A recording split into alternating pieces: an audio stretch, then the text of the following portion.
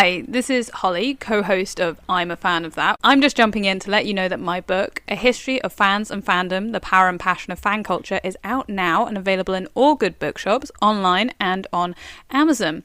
So please go out there, buy that book for your friends and family, and get nerdy and learn a bit about fandom with us. Thanks!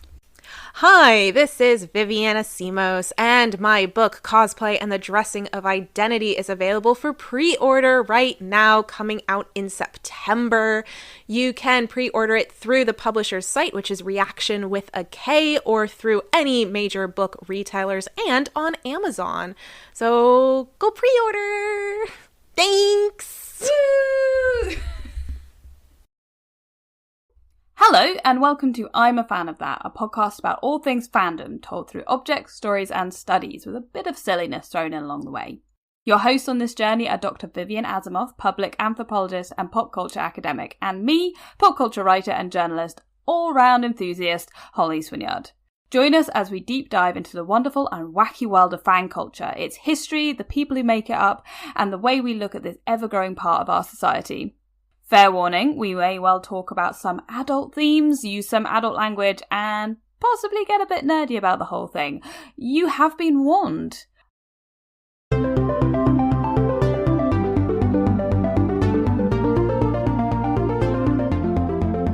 Hello and welcome to I'm a Fan of That, the show where we talk about all the wonderfully complicated, amazing worlds of fandom through objects that we love, about fandoms we love, about love. I am Vivian Asimos. And I am Holly Swinyard. And today I have brought an object. Now I'm going to have to step away from my microphone to unveil this object. It's so I'm going... huge. It's very big. Holly could see a little bit of it behind me. I'm going to unveil it, and I need you to explain a little bit because I'm going to be away from the microphone. I'll be able to hear, but I'll do the talking. Vivian is walking away from the mic. She is holding a large, thin object covered in a cloth and untying it. Oh, it's a bag. It's in a bag. Oh, it's really big. Why? It is a bow, as in a bow and arrow. Ooh. Is it a longbow? It's quite big. It's a type of longbow. It's an American flatbow, also called an American longbow. So it's a lot like flatter than an English longbow. Folds up literally flat. Yeah. Yes, it is. It is substantially taller than me. So you have a bow. I'm assuming there are arrows somewhere for it. Yeah, I wasn't gonna go and drag those out. But why have you brought a bow today? First of all, her name is Tiamat. Hello, Tiamat. Named after the Chaos Dragon, because that's what I want my bow to be like. It's representing. So I am into archery. I have not shot in a while just because of life, but I really do enjoy shooting. I've been shooting since 2016. I want to say somewhere around there. I started during my PhD. It's something I've always wanted to do, but it's not. Archery scene in America is very different to the archery scene in the UK. We're getting somewhere, people who are not interested in. We're getting somewhere. Basically, in America, a lot of it is focused on hunting. So they only really had what's called compound bows, which are the ones that have like gears on the like end. the ones you see in the Olympics and stuff. Yeah. Well, no. The ones you see in the Olympics are recurves. Okay. But they have like lots of attachments to it, like stabilizers and things like that. So you're technically able to shoot any bow in the Olympics, but you mostly just shoot recurves because those are the most accurate when you have all of the stuff on them. The ones you see in the Olympics don't seem proper. It sounds really weird. They look silly because I'm like, where's my Robin Hoodness? I want you to wear a little hat. They're not traditional, but I really like shooting traditional bows because I wanted to feel like Link saving Hyrule when I went on a Saturday to go and shoot. Valid. So I didn't get started until I was doing my PhD here because I couldn't really do it in America because America has all the compound hunting stuff. And then I got my flatbow a couple of years after, and it's beautiful and amazing, and I love it. And I want to get all the different types of traditional bows eventually. But basically, this is all to say, I really, really love archery. I'm really into it. There was a point in time where all of the workouts that I would do would be only in order to improve my archery skills. I was just super into it. I was going 2 to 3 times a week.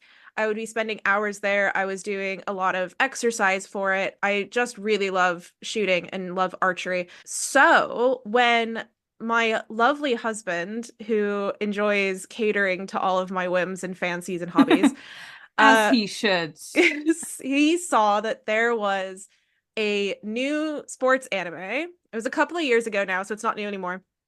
But it was called Tsurune, which was an archery-based sports anime. There's one for everything, isn't there? There is. And I think this was my first sports anime because I'm not a sports person despite being really into archery. And I don't really think of archery very often as a sport, even though it definitely is and it definitely works you out. But I think because I'm not like running or feeling like overly exhausted by the end of it, I don't think of it as a sport.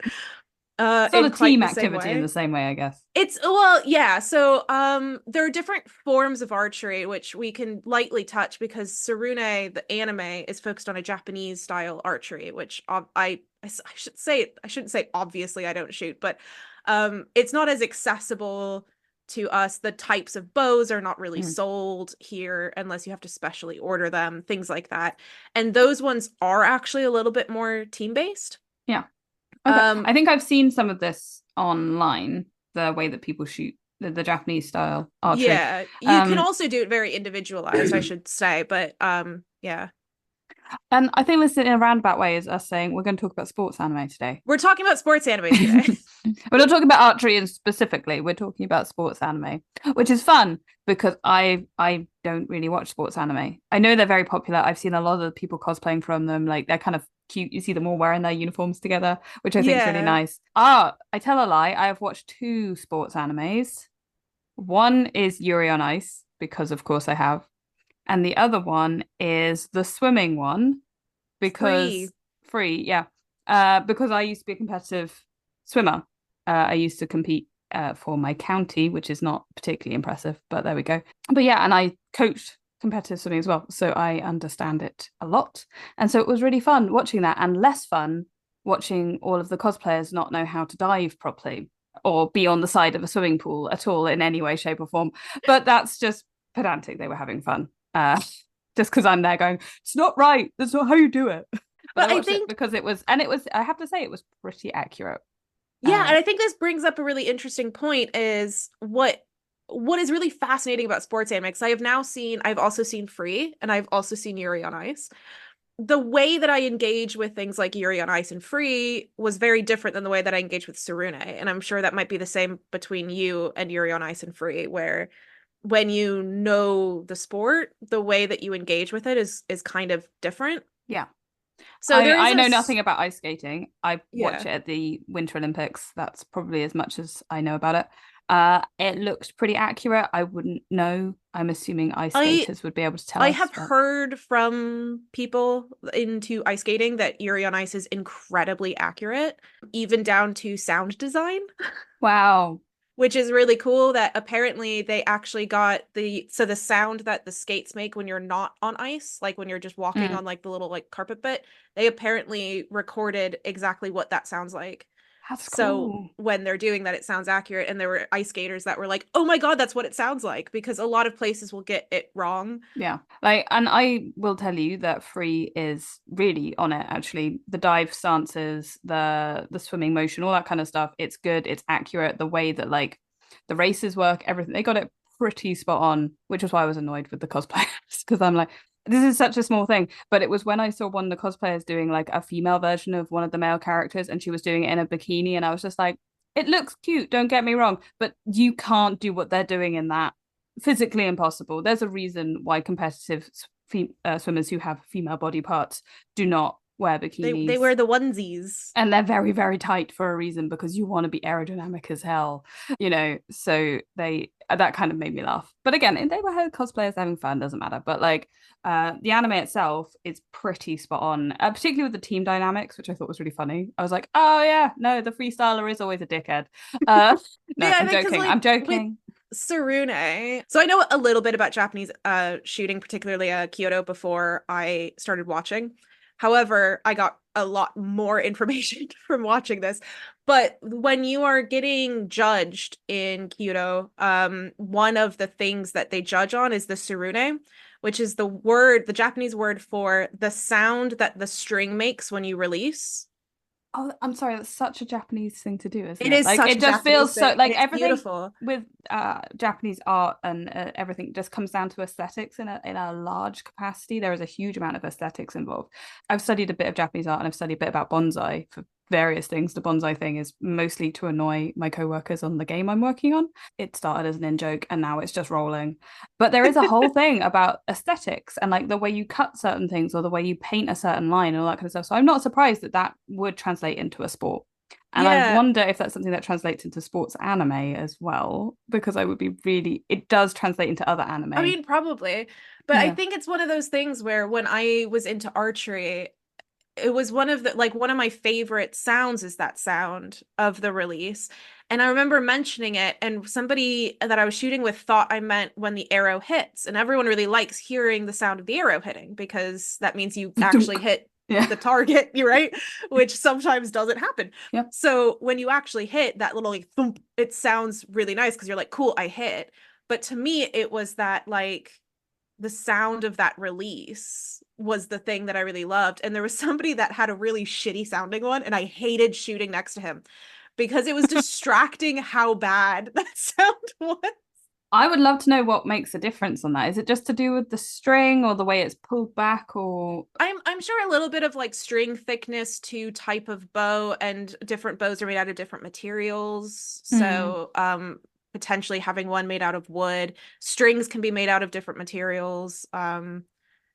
There's a lot of fluff around around so archery. when I was at school, one of my friends was, I want to say, the UK champion in longbow. Very, very good and like very, very competitive. But of course, that is not a sport that you can take that much further once you're there. I just remember his bow being rounder than yours. Because it was the English type and so tall. And just the level of strength that he had pulling it back. And it was something that I think I only saw him actually shoot once, but it was incredibly impressive and a very elegant sport. I have to say, there is an elegance to it, definitely. The way that you kind of, when he did it, he used to like, there was like a pause that he'd pull back and he'd pause and he'd breathe and then he'd let go. And you're like, damn, that's a whole thing. It's very Zen and in many ways very Japanese. And when I was first learning in America, the guy who was teaching me kind of really embodied that. And in Durham, it was a lot less so, but I'm still remembering it. But there was a moment where he always said that once you've pulled back and you're at your anchor point, which is how far you pull back to, and you're sitting there and you're aiming, then you take in a breath and you release the breath with the arrow. Oh, so cool, isn't it? And my Durham instructors never told me that, but I found that I just did shoot better when you breathed like that. Yeah.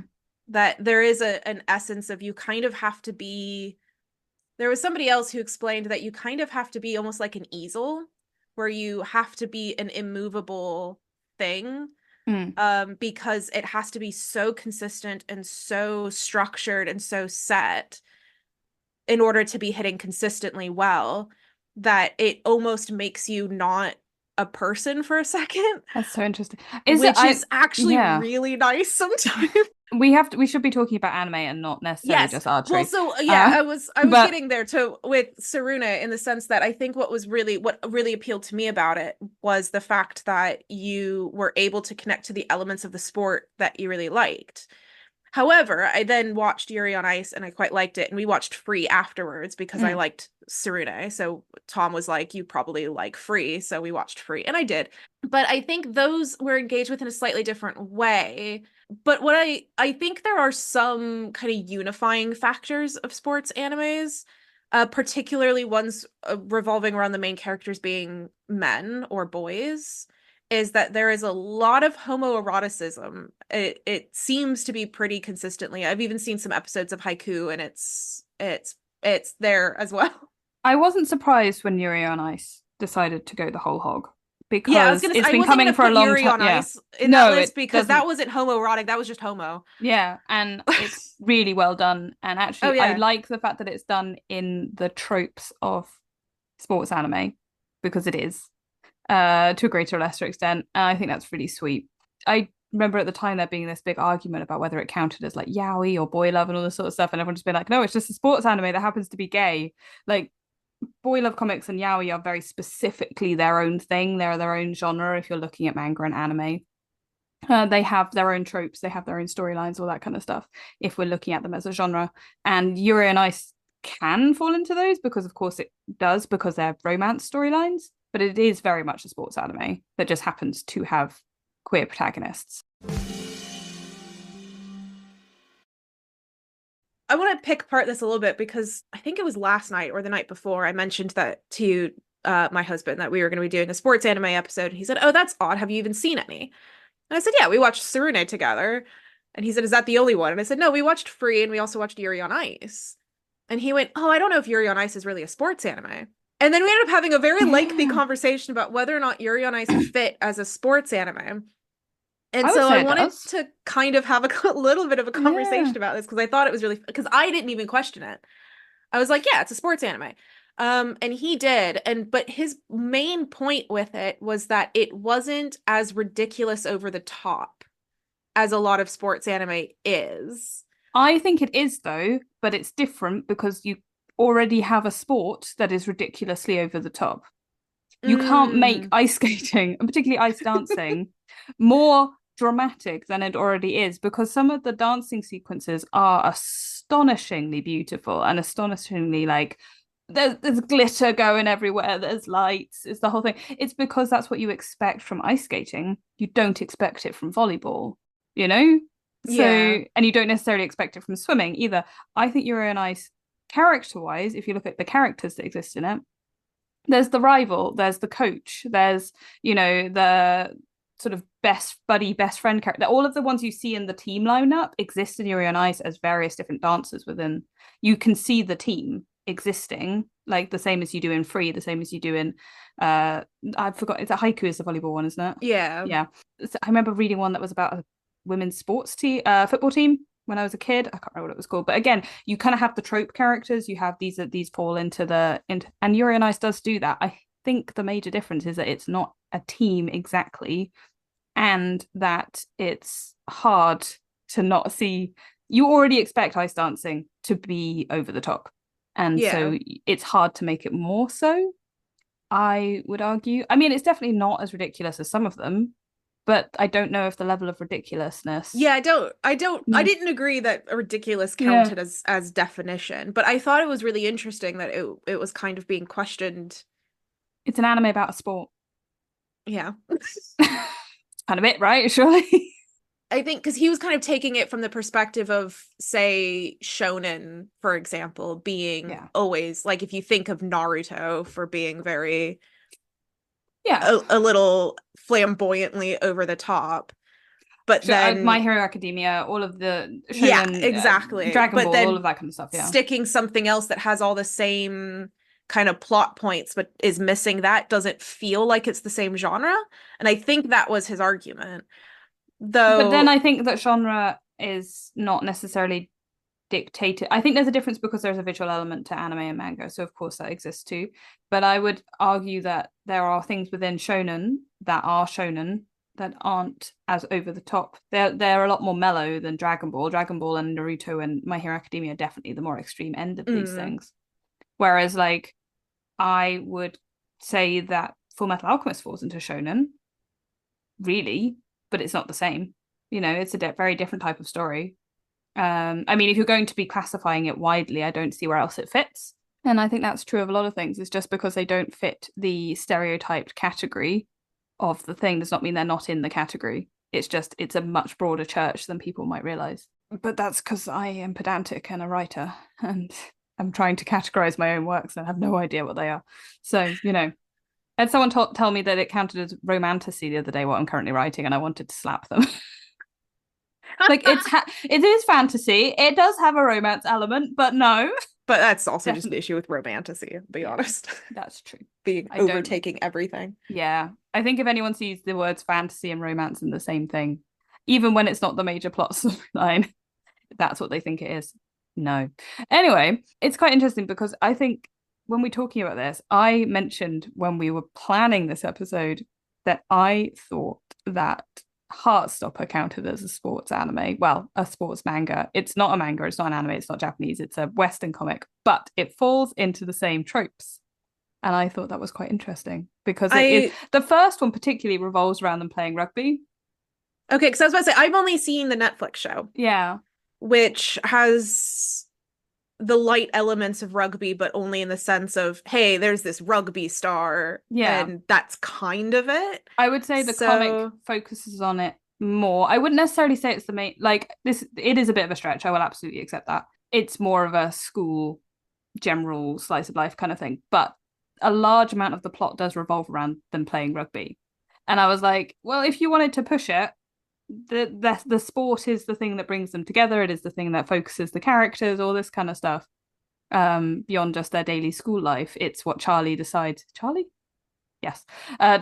do in order to get his love interest's attention, or at least just to be around him. And I think that's quite an interesting thing. I don't think it has the same tropes, but I think it is interesting that a story that is a queer storyline chose sport to be a major factor of that, particularly around queer men, because it kind of disappears off once they're talking about the other characters. But the two main characters in the first one, particularly, that the sport element. And it's when we talk about sports anime, there's a homoeroticism. We've already discussed this. It exists. Yes. Everybody ships everybody all the time, but it'll never quite happen unless it's Yuri on Ice. And it tends to, a lot of sports anime, as far as I'm aware, do revolve around men's teams.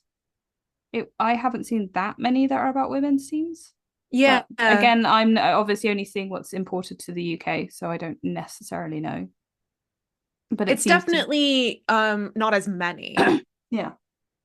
I mean, I'm sure they exist because there was also that one, I can't remember what it was called, but it was making fun of sports animes where it was women that were doing like a game where you had to hit them off of like floating things in the water. So everyone was in bikinis and you could only hit with your boobs or your ass. It was very like, what was that called? This is gonna bother me now. I used to love watching it because it was just so ridiculous, and but it was making fun of all of those tropes and also making fun of the idea of fan service while also being pretty much only fan service. Yeah, that's so crazy. But yeah, so I'm gonna have to look that up later. But again, that one was it. At least it felt to me like it was more making fun of the genre rather than it being. It's in the genre, but not really. Yeah, if that makes any sense. Well, in the way that like Magica Modica is in the magical girl genre, but it is most definitely a critique of the magical girl genre in general, and also bonkers. This is what I mean about these genres being very wide. If you think magical girl, you think Sailor Moon, you think Cardcaptors, you think Tokyo Mew Mew, very cutesy, very fun, all that kind of stuff. But Magica Modica is also a magical girl storyline. And it is very clearly a very different type of magical girl storyline. I think that shows that the genre is very broad and you can play within it. You can do things that are making fun of the genre while still being in the genre. And you can do things that are taking a slightly different thing around it. Because actually, if we said that all, come back to sort of Western genre narratives or whatever, you said that all fantasy has to be Lord of the Rings, that'd be really boring. Like, I think that saying sports anime is very broad. It would be like saying, so if we go fantasy, we then have urban fantasy, we'll have comedy fantasy, romantasy, as we've already, these are all fantasy subgenres. So why does sports anime have to be only one thing when it can have subgenres within it? So I think that's the argument, is that it's the big umbrella term. And Yuri on Ice definitely is a sports anime. It's an anime about sport. It's just a slightly different genre of sports anime. It's a subgenre, or it's a slightly different take on it. So I think that might be the way to look at it rather than anything else. And again, like I know I'm reaching with Heartstopper, but I think it's an interesting thing to look at something and be like, does this fall into the same sorts of tropes that are used in this? would it technically fall into that genre? As an academic, it kind of experiment, I guess, just thought process. Oh yeah, experimenting with definitions is fun. It's my favorite thing.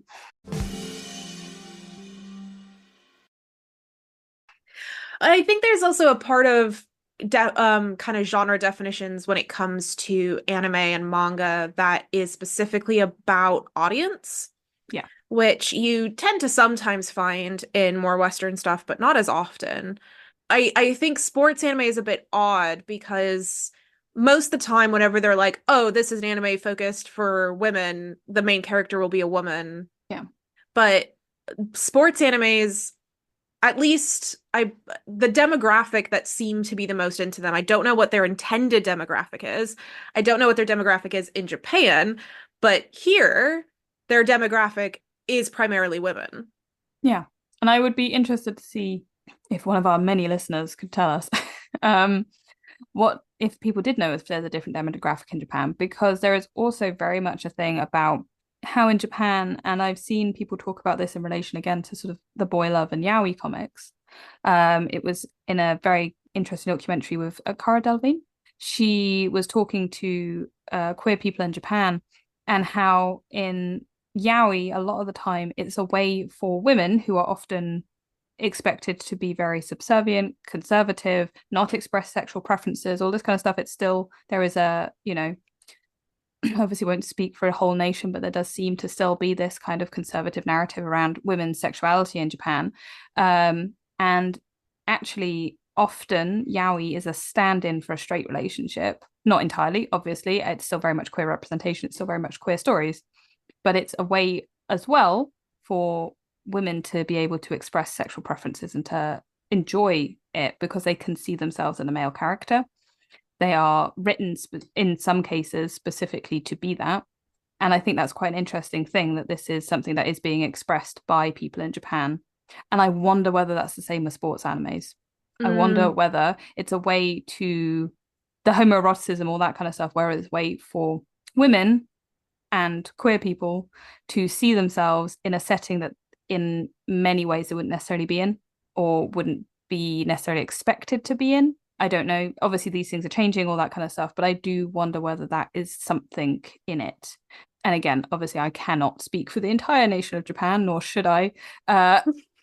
And this is just, some things that I've looked into and stuff like that in regards to the queer narrative for my own writing, because I think it is an interesting thing that people see different things in different narratives and they're looking for different things. And so I'm not surprised that sports anime, where there's all this rivalry and it's exciting and it's very over the top and it's very dramatic and, will they, won't they, that kind of stuff is happening, that a lot of women are interested in, because honestly, it kind of falls into those same tropes that we would associate with Western romance. There's a lot of similar tropes there. The kind of the team rival who gets the attention of the person, your object of desire, all that kind of stuff. There is all of those things kind of fit into those traditional romance categories in many ways. I mean, not always. Obviously, they also fit into just general life. But there is a thing that you can kind of see as a narrative structure to be like, is there something here? Is this about looking beyond who these characters are and seeing what they're meant to represent? And that kind of stuff. So it's a difficult one, and I think that I definitely recommend watching the documentary. I will link it in the notes, because I think people should watch it, and it's very interesting to hear from people who are within the culture and talking about how they see these types of manga and anime representing themselves. No, it was one of those things that really struck me, because obviously, I don't know if ice skating's the best example one, because it's also very stereotypically associated with women in the West as well, just the sport, even though there are many men who partake, but it is still primarily seen as something that women would be into, at least, or to watch. But when it comes to things like the volleyball one, for example, or a football one or a swimming one, it still is very much primarily women who are watching it, and whether it's for that kind of homoeroticism or whether it's also the sport element of it, because there's probably other homoerotic choices out there that aren't necessarily linked to sports. Yeah. but it's really fascinating because I mean, obviously, I'm very aware that women can partake in sports, but my point is more of that, like as someone who deals with publishers, I'm sure that book publishers are very similar to media publishers in the sense that they have these preconceived, very often old ideas of who partakes in what things. And so if you say, for example, oh, I'm going to make a book on figure skating, but it's aimed at men, they would be like, well, no one's going to buy that because men aren't into that. Even though there are men that are into that, but it's this view of that's how society is. And unfortunately, the view of how society is that women are not into sports. Yeah. So I find it really fascinating that there's this weird overlap in which sports anime is being captured by a female audience, but is about a thing that is typically not given to a female audience. I would be really interested to find out just on this, since we're seeing a massive, massive upheaval in women's sport in general, obviously the Women's World Cup, women's football in general is now shown on primetime BBC, all that kind of stuff. The women's rugby is as well on various different channels. We're kind of seeing a big change in that, which is great. Love it. I can now not be interested equally in these things. But I would love to see what the viewership for this is, to see whether the viewership has always, because as far as I am aware, pretty much the viewership for football it's been pretty evenly split. I don't think that, I mean, obviously there is more of a male bent, but I don't think that it's never been like 90-10. And I mean, the fact that we only just got the Women's World Cup on the TV is ridiculous because women's football up until like the 1950s, something like that, was incredibly popular, more popular than the men's. And that's actually why the FA banned women's football being a sport that could be done in a professional and competitive manner. And definitely why it was never shown on TV, because women's football was incredibly popular throughout the 1920s and 30s. It was really like up there. And so women's sport is something that it's not just societally, it's been encouraged for people not to want to be interested in, and for women not to be interested in it because it's a man's thing. And there has been an active encouragement in that. I am not shocked that women like sport, because of course they do. It's competitive, yes. It's exciting, it's got drama to it, there's storylines, you can learn about the players, everything, all that kind of stuff. And so something that puts that into a story form, a literal story form, is going to completely like do all those little like it. Let's be honest, like it's as much a exciting competitive situation as any kind of historical novel, or like any, you've got all these same kinds of dynamics going on. It just happens to be a bit bonkers. I literally have sat and watched there are only 2 series of Welcome to Wrexham. It's great. It's real life sports anime. I get to watch Ryan Reynolds running a football club, and Rob McElhenney, who's there too. But it's a really interesting show, and I don't care about football at all. Like, I've literally said that over and over again. I don't care about sport. I'm not a big sport person. But the stories behind it, the way they get there, the struggles they have, the different human interest storylines that are mixed in with it are great. Also, I have watched Ted Lasso so many times. I will sit and watch Ted Lasso, which is a sports anime. It fits every single box apart from not being an anime. It's live action and set in London. It's got the same things, right? It's got that over-the-top nature. It's got the team dynamics. It's about football. It's got the inspiring coach, the rivalry, all of it. It's all there. And it's incredibly popular. And again, with a very, I would say, a women's it's very popular with women. It's very popular with queer people. It's a really good show. And who would have thought a show about football would have, been as interesting and exciting as it is, whether it's a documentary or whether it's, I guess a comedy show. I don't really know what it falls into. Comedic drama? It's very good, whatever else. Everyone should watch Ted Lasso and then come and talk to me about it. There's even the homoeroticism. There's even a whole homoerotic storyline. Sorry, I'm just like, what? Sorry. It's one of those things that really fascinates me when you get like weird demographic splits among things because of how I don't know. I find it interesting because basically, like we were saying, like, I mean, as much as society likes to think that women aren't in sports, obviously they are. obviously they partake. There are professional female sports people. This is a thing that happens. Yeah. And yet there is that perception. But then you've got women partaking in sports anime, but it's also primarily women partaking in sports anime. So where are the men? Why aren't they watching it? And I think that's also really fascinating to me. I think it's funny. I was just trying to think of anybody off the top of my head, any of my male friends who were into sports anime, and realized that I can't think of any. And the ones who I possibly would have been able to name at some point, I'm trying to phrase this carefully, are not men anymore, or never were, but were presenting as men at the time. And it's like, okay, cool. So yeah, maybe not. I don't know. Maybe it's just something that it doesn't appeal, which is interesting. So what is it about the writing and all that kind of stuff? Because like we were saying, when you're into the sport, it's amazing to watch. Absolutely. To be honest, the story of Tsurune is not very interesting. It's not the best sports anime, but I watch both seasons because I loved the archery. And my brother-in-law was talking about, we mentioned watching Tsurune, and he was like, oh, I find it really boring. And it was like, well, yeah, because it is. But I really loved the archery and the archery drama. And like the first season, the whole storyline is that our main character is target panic. So he always shoots wrong whenever he's like actually having to shoot at the target, because he like gets this weird, which is actually a term in archery. When you like get the yips, we call it target panic. So like it is like a thing that happens, and it's him getting over it, and also with all the other stuff going on. So because actually I would argue that the storyline of most sports animes isn't particularly complex. Well, it's not that it's not complicated and that's what makes it not good. It's just bad writing. Okay, fair enough.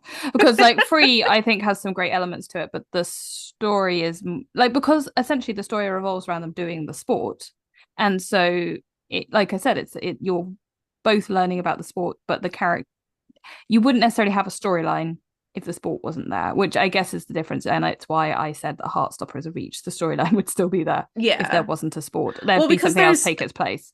It's like you were saying about sport in general, kind of having inbuilt drama. Is it makes it almost easier to plot a story along it, especially among like a season, for example, at a school, or in the season of figure skating leading up to a big time tournament, is that you have all those smaller ones leading up to it. So you've got we've got to do good at regionals to get to nationals, to, you got to do all that. I wonder whether as well that's why Yuri on Ice maybe feels a bit different, because as much as obviously it does revolve around those same things, the ice skating tournaments, all that kind of stuff, the characters feel more developed. There feels like there's a lot of it's too good. It is too good. It's really good. It's really, really good. You don't have it. I think that might be why it doesn't feel like a sports anime to some people. It just has really good writing, and the character development's great, and the way they use the sport to progress the story is as interesting and equally, and like the way that you can kind of see the use of it as a plot narrative, but also as a way to draw the characters out of themselves, all that kind of stuff. It's very clever. That this is like I would argue, and this is very pretentious, that in Yuri on Ice the sport itself counts as a character, whereas it's very pretentious. Whereas what are you talking about? Sex in the City? New York is the other character. Yeah, absolutely. But it feels like it's a much part of the plot as any of the like what happens within it and all that kind of stuff. Whereas I don't know if that's true of all sports animes, where they may just be more of a carrier for which is fine. It's not an issue. I just think that's why Yuri on Ice has a very distinct and different feel to it, because there's much more. It just feels very considered around how you move and progress these characters forwards, and it does have the same thing of, oh, they don't win straight away or whatever, all that kind of stuff happens. But it just and maybe it's because of the nature of the sport itself, because it is an individual sport that also has a team behind it. Like, you cannot be an ice skater and doing that without having a huge team behind you of people supporting you and helping you and all that kind of thing. I find it really interesting how they structured it and how they chose to present it. This wasn't meant to be an entire episode about Yuri on Ice, sorry. I mean, we figured we might get that way. I did want to have Tsurune as like an entry point just because it was my entry point to sports anime. Listen, I think the first one I watched was free, obviously, because as a swimmer, it was going to draw me in, you know?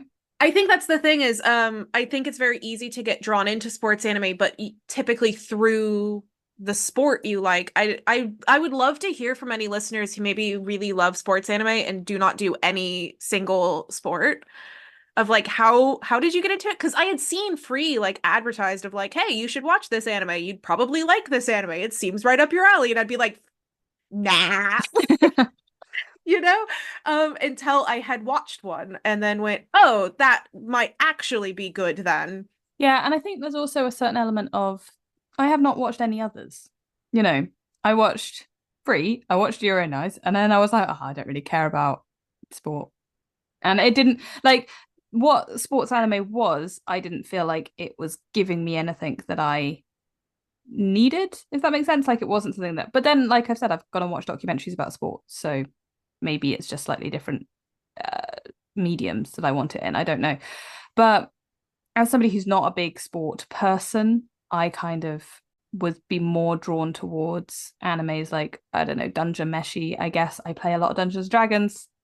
Gonna watch a Dungeons and Dragons anime. And I mean, anybody who knows me IRL will know how much I've read of Witch Hat Atelier and stuff like that. Also, we can all look back on Ollie's terrible past as Ollie likes history. Ollie's first proper anime they watched all of that wasn't like Pokemon or whatever was Hitalia. Obviously, it's problematic as hell. There are so many issues with it. Good God, beyond. But it's an anime about history, and so I was obsessed with it.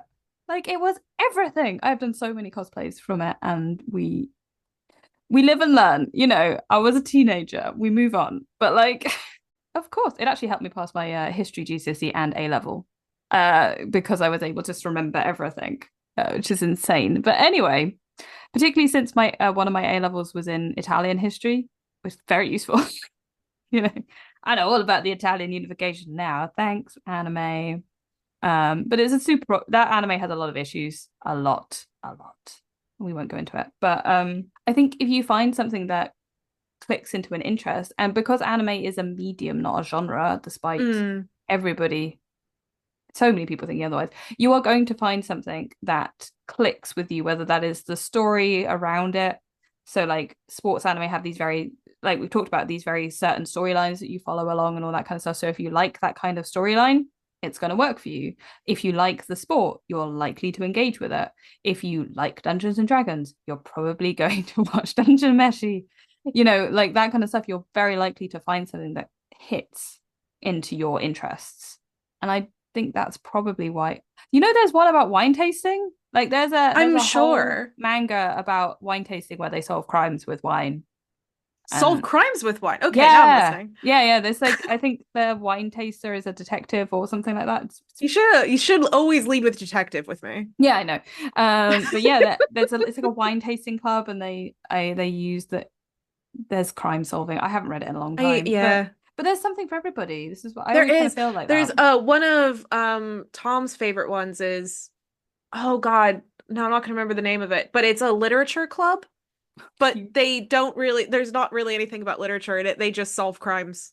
Yeah. Well, they solve mysteries around the school, which are always more of just like, oh, this person left this note here. Ha, we figured it out. You know, it's like, I love that kind of stuff, right? And I think that that's why I wish they, like, obviously if you go to a specialist manga shop or somewhere like Forbidden Planet in the UK, you are likely to find more manga and anime than you've ever heard of. But I do still think we have the tip, if that, of the iceberg of what there is as a medium. Like, there's so much that you can find if you're in Japan. And I think it's really interesting to see that we are still only just coming out of the idea of anime as a genre in the West, rather than anime as a carrier for any story you really, really want to tell. Just, you know, because we have a really fixed idea. Even actually, I would say in the UK and the US, we have a really fixed idea of what comics are, whereas in Europe, that is not the case. comics can be a billion different things. And if you go to France or Scandinavia or Spain, you see a huge difference in what's in the comics sections. They're in supermarkets than what we have in the UK, and they're much more specialist here. And I think that's a massive shame. And that's not to say that these aren't translated and stuff like that, but we don't see these mediums being used well enough, I would say, in the UK and the US. I know there's lots of indie publishers out there. I am friends with lots of people who work in the comics industry and all this sort of stuff, and they're going to come for me and be like, Ollie! And I'm like, but it's not a mass. It's the mainstream. It's not in the ideas. mainstream. And yeah, exactly. The mainstream ideas of what comics are superheroes and the Beano, like. Well, it's because there's also still this mainstream idea, unfortunately. It's starting to fall away, but it's going to take, I think, a lot more time, that comics and anime and cartoons are kind of meant for children. Yeah. I mean, why is it that I'm seeing so many teenagers whose parents don't care that they're watching Has Been Hotel and Hell of a Boss? Those are not appropriate for children.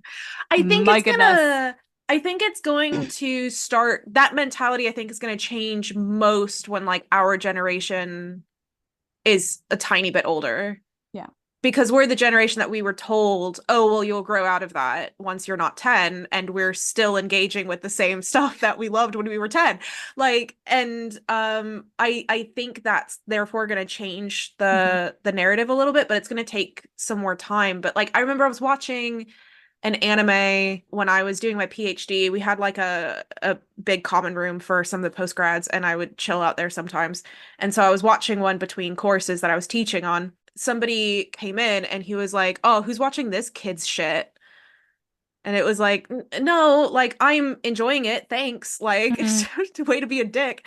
But it's that mentality of, why would I therefore as an adult pay attention to this or maintain this or craft this to be complicated and interesting and beautiful and new if it's supposed to be for kids who just, and there's also a problem with thinking that children only want the same formulaic shit all the time, because kids also have palettes that are changing and interested in new things. There is a reason we should give them that.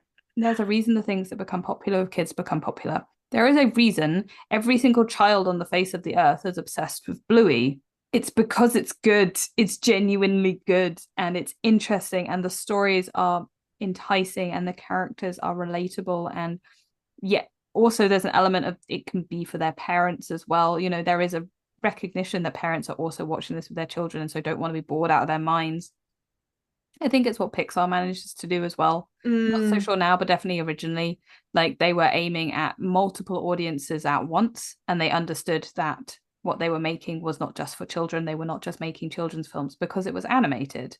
I think you're right. I think it's going to take our generation, maybe the generation below us, coming through and becoming parents themselves, to understand that animation is very much a medium, and you will find things within that medium that are not suitable for certain people at certain different times in their lives.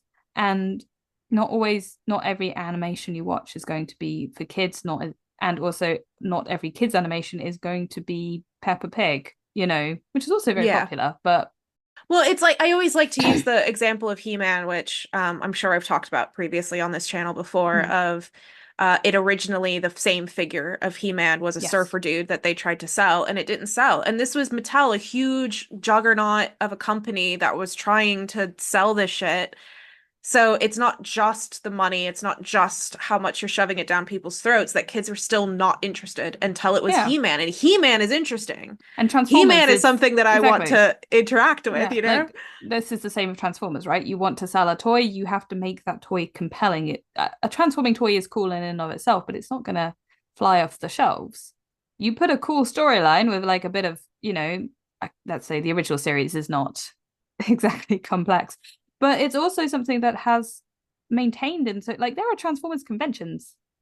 People love it. There's movies. I mean, look at all the Michael Bay movies. Whatever. But like, they have managed to maintain in the social consciousness because people were compelled by them. And the same is true of He-Man. The same is, and She-Ra obviously comes with it. But I think it's very interesting that these are.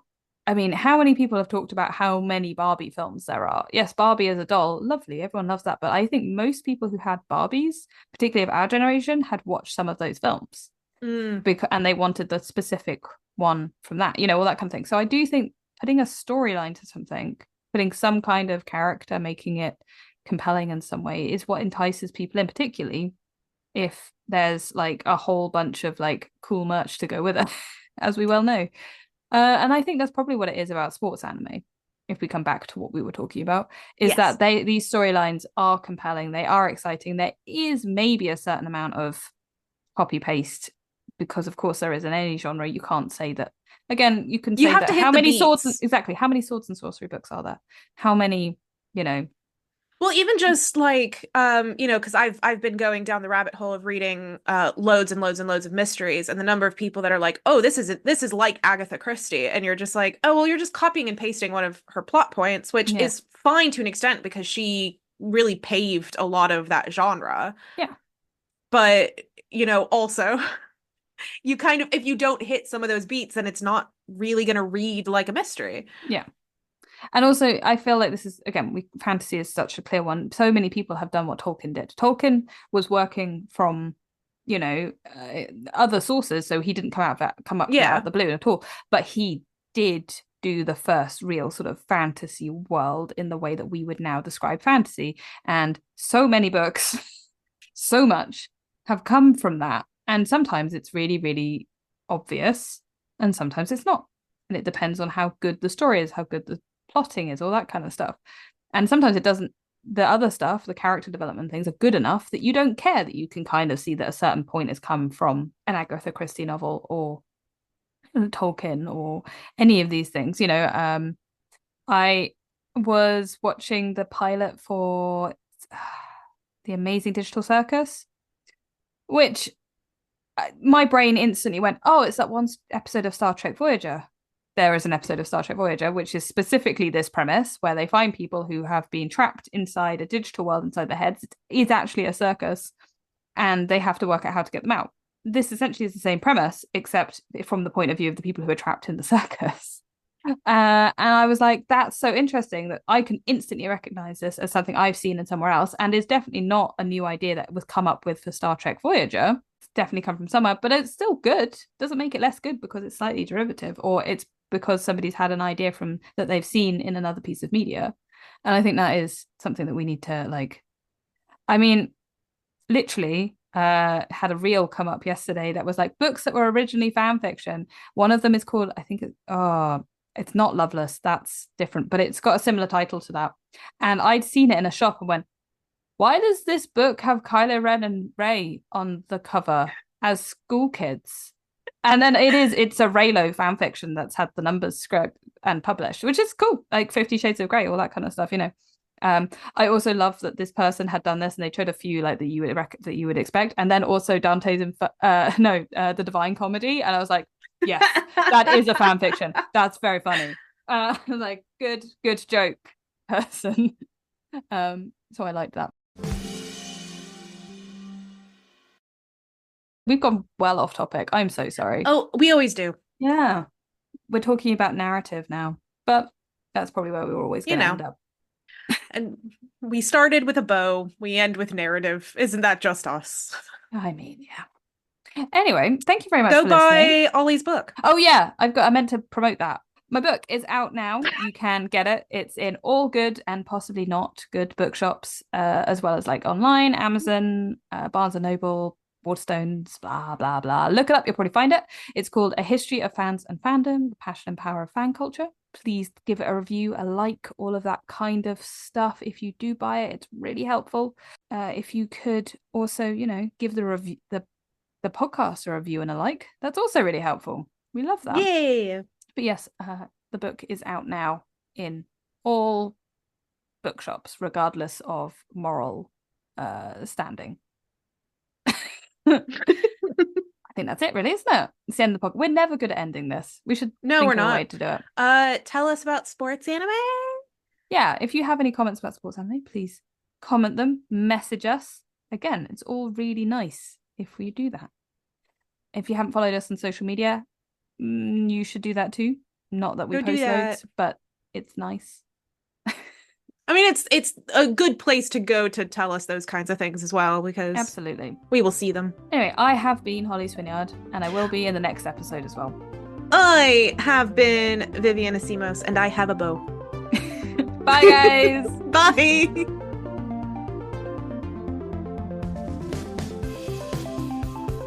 Thank you for listening. Remember to like, review, and subscribe wherever you are listening to this podcast, and do give it a share. Tell your friends, family, fellow fans. Get the word out however you feel like you can. You can follow us on social media. Links are in the show notes, as well as some links to further reading for anyone who might be interested. Music for this episode was Nowhere Land by Kevin MacLeod, licensed under Creative Commons by Attribution 3.0. This episode was produced by Vivian Asimos and Holly Swinyard.